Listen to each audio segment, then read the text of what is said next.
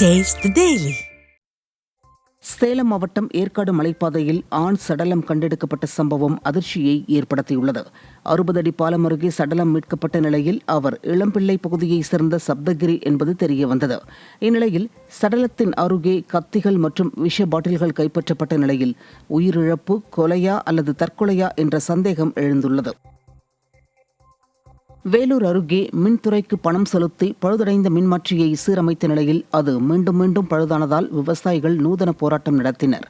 போடியப்பனூரில் மின்மாற்றி பழுதடைந்த நிலையில் அதனை சீரமைக்க விவசாயிகளிடமே பணம் வாங்கி மின் வாரியத்தினர் சீரமைத்தனர். ஆனாலும் அந்த மின்மாற்றி மீண்டும் மீண்டும் பழுதடைந்தது. அத்துடன் ஒவ்வொரு முறையும் அதற்கு மின் வாரியத்தினர் பணம் செலுத்த வலியுறுத்தினர்.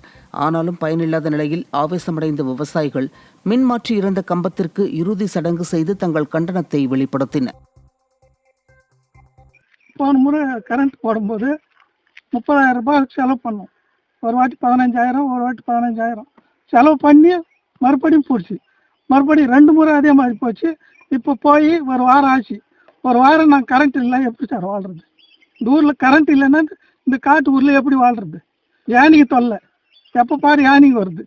நாங்கள் எப்படி வாழ முடியும் இந்த ஊரில்? இப்போ எங்களுக்கு கரண்ட் இல்லாமல் நாங்கள் அப்படியே தான் இருக்கிறோம். யானை வருது, கைனிக்கு தண்ணி இல்லை, வாழை செடிக்கும் தண்ணி இல்லை, பூச்செடி இருக்கு, எந்த பயிருக்குமே தண்ணி கிடையாது.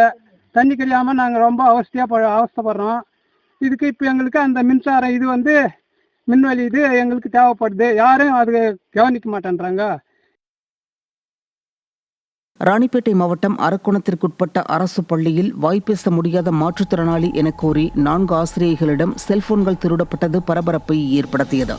சோளிங்கர் அரசு பள்ளியில் வாய்ப்பேச முடியாதவர் போல் நடித்து நன்கொடை பெற வந்த நபர் அடுத்தடுத்த வகுப்புகளில் 4 ஆசிரியர்களிடமிருந்து அசந்த நேரம் பார்த்து விலை உயர்ந்த கைபேசிகளை திருடிச் சென்றுள்ளார். ஸ்டாலின் மாடல் ஆட்சியில் ஏவல் துறை கும்பகர்ண தூக்கத்தில் இருப்பதே இத்தகைய சம்பவங்களுக்கு காரணம் என பலரும் குற்றம் சாட்டினர்.